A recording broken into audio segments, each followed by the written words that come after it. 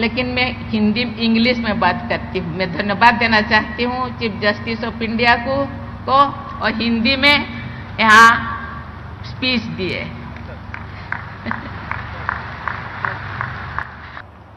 महामहिम राष्ट्रपति आदरणीय श्रीमती द्रौपदी मुर्मू जी, झारखंड उच्च न्यायालय की नई इमारत का शुभारंभ भारत के न्याय प्रणाली के इतिहास और भविष्य को उज्ज्वलित कर रहा है।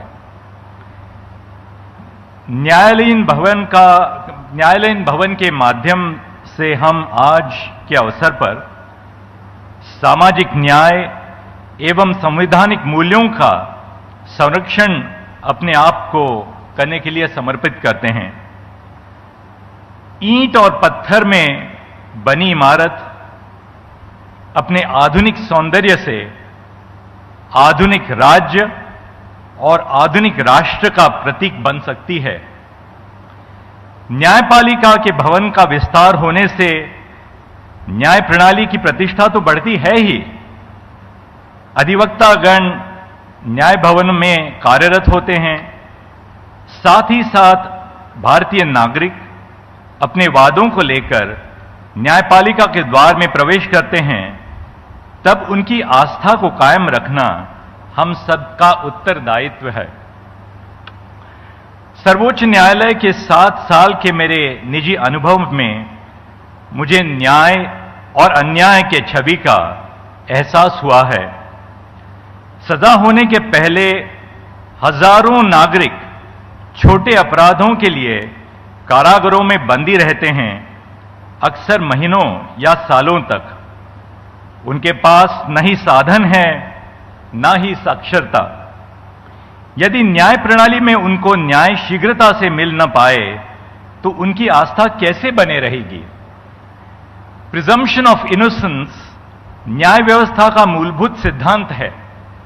उस सिद्धांत को जमानत के मामलों में प्रत्यक्ष रूप में हमें अपने सामने रखना चाहिए।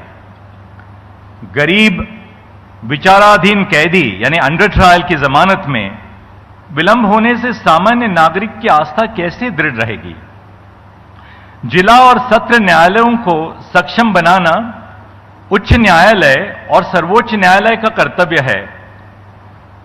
मैं समझता हूं कि जिला न्यायालयों को हम सबऑर्डिनेट जुडिशरी की व्याख्या देते हैं तो उनको अधीनस्थ की भावना प्रदान करते हैं।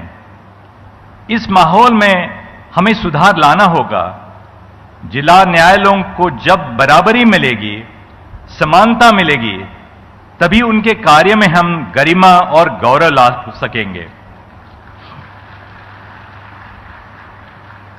जिला न्यायालयों की गरिमा नागरिकों की गरिमा से जुड़ी हुई है। आज के इस समारोह का विशेष महत्व इस बात पर ही है। न्याय प्रणाली और सामाजिक न्याय में सद्भाव बनाए रखना राज्य और राष्ट्र के हित में है। न्याय प्रणाली का लक्ष्य सामान्य नागरिक को न्याय दिलाना है। इस प्रक्रिया में वादकारियों को उपलब्धियां प्राप्त होनी चाहिए, मुकदमों के बारे में जानकारी मिले, समय पर सुनवाई हो, फैसले का दस्तावेज शीघ्र प्राप्त हो, कचहरी में साफ सुथरा भोजन और जल मिले, महिलाओं के लिए अलग शौचालय हो। पर आज देश में कई कचहरियां ऐसे हैं, अनगिनत कचहरियां हैं जिनमें महिलाओं के लिए शौचालय भी नहीं है। ऐसी परिस्थिति में सुधार लाने के लिए आवश्यकता है। हमें अपने आप से कठोर सवाल पूछने पड़ेंगे। आज के समाज की अपेक्षा सदियों पहले समाज से विकसित हुई हैं। उनकी दृढ़ आशाओं को न्याय व्यवस्था को हल ढूंढने का कार्य करना होगा। न्याय व्यवस्था को नागरिकों तक पहुंचना होगा। न्याय की खोज उलझन बनने से सामाजिक न्याय नागरिकों तक कैसे पहुंचे? आज भी पिछड़ी जनजातियों, आदिवासी वर्ग के पास जमीन के दस्तावेज की कमी है। इन सब चीजों पर हमें ध्यान रखना ही होगा। टेक्नोलॉजी के माध्यम से आज हम न्याय व्यवस्था को प्रत्येक नागरिक के द्वार तक ले जाने का प्रयास कर रहे हैं। सर्वोच्च न्यायालय और उच्च न्यायालयों का कार्य अंग्रेजी भाषा में होता है। उस भाषा से दूर 6,40,000 से ऊपर गांवों में हम अपना हस्तचिन्ह तब ले जा सकते हैं जब अपने निर्णय का अनुवाद संविधान में स्थित भाषाओं में कर लें।